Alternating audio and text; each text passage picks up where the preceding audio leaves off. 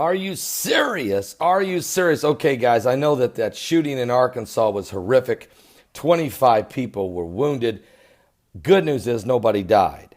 And gang violence is something it's an issue in this country that is just not being addressed completely.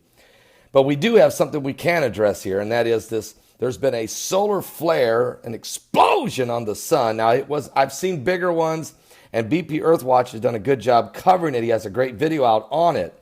His concern is the fact that it's Earth facing, and the Earth we're going to take a hit from the coronal mass ejection. There's no question. CMEs are going to hit us. He's projecting that we should start feeling this thing, the wave from the sun. It should hit us about 12 noon Eastern. And so he's putting out an earthquake watch for today, Sunday, July the 2nd.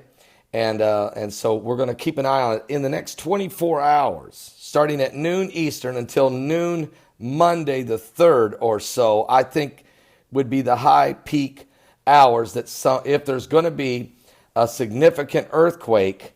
And I mean, that's anything over 6. If we're going to have one of those, I would say it would happen in the next 24 hours. So keep a close eye on it. Look, there's no question that you can link coronal mass ejections, especially from solar flares, or solar wind speeds if there's a hole in the atmosphere of the sun. Well, the solar winds right now in the sun are clocking at this moment 530 kilometers per second. That's extremely powerful when average is 320. So there's not quite double, but certainly a 75% increase here of the solar winds on the sun, and an explosion of a CME Earth facing headed this direction at any time now. So if there's some weak points, it depends where that CME burst hits on the Earth. If it hits in the Ring of Fire, if it hits somewhere like in Chile or somewhere like the Fiji Islands, or maybe up in the Cascadia up there, in Washington State or Canada, or maybe up there in Alaska or Japan. I mean, the Ring of Fire certainly is concerned. You even got to watch down under in New Zealand and what have you, because there could be an area where a quake could really do some damage. I always keep a close eye as well on Southern California, but you got to watch Indonesia, those areas. So it just depends where it hits. And if it hits, and if any of those tectonic plates are very weak and are ready to go, this could be enough to push them over the edge. So let's just keep a close eye, heads up, as he would say, BP Earthwatch. I'll put the link below. I can tell you right now, since the solar flare exploded, here's what has happened. The big quakes that we've had, over 4, let's go with 4.6 in Peru, 4.6 in Indonesia, and 4.6 in China.